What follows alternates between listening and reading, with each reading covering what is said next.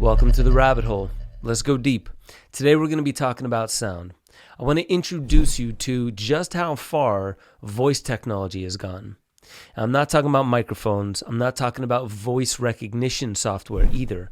I'm talking about the ability to analyze your vocal biomarkers and to detect exactly what kind of illness or ailments you have inside your body. Our body is producing all kinds of signals to tell us about its status, about how it's doing.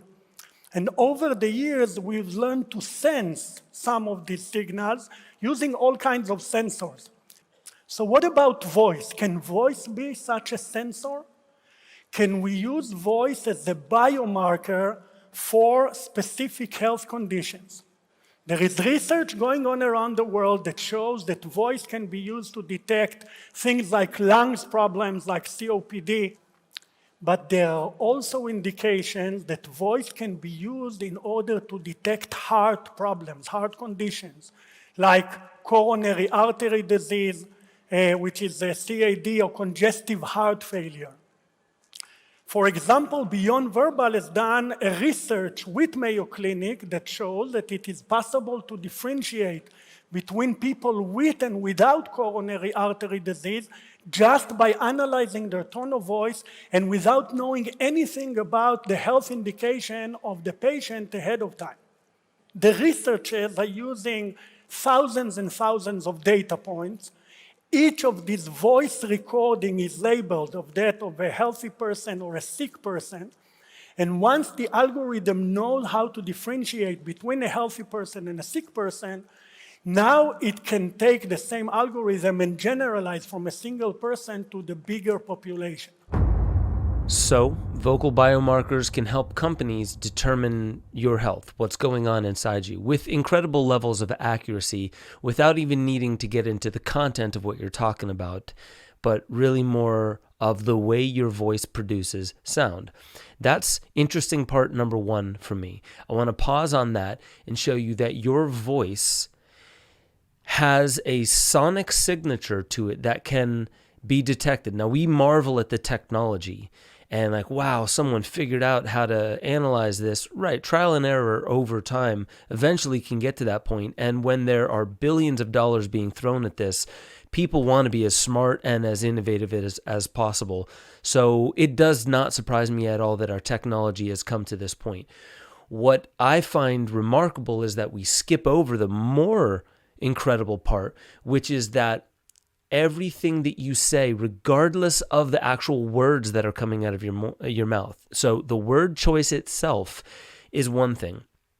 The tone of your voice and the quality of the voice that's produced by your body has a fractal holographic imprint in it that shows the resonant health of the rest of your body at any point in time. Now, there are other things that these voice recognition softwares are doing, which is testing the distinction of certain words that you use, the speed and the pace, how much time and space there is between words, the general volume. It takes a lot of things into account. But if you saw my music medicine episode just a few episodes back, I was talking about Stranger Things and the power of sound. I also showed that dolphins, they have the ability to echolocate. They bounce sound off something, and then their internal brain technology decodes how far away it is, what kind of object it is. And then it went on to say that the cochlea of the ear is too small, even when unwound, to be able to capture the full wavelength of the lowest note of the piano. So how is it that we can hear it? That's because the quality and the information of the waveform is encrypted in every spot along that wave. You don't need a full snippet or cycle of it in order to get the sound. It's holographic. The same goes for our voice. So I find that remarkable, but I want to move on quickly. Where could this go? Because is it all about our health, or is it also about our mind? This is where the technology gets interesting.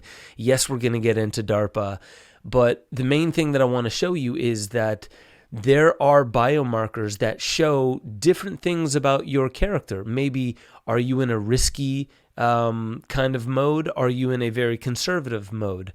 Are you somebody that will, let's say, take out a mortgage, rack up a bunch of credit debt, and then default and file bankruptcy?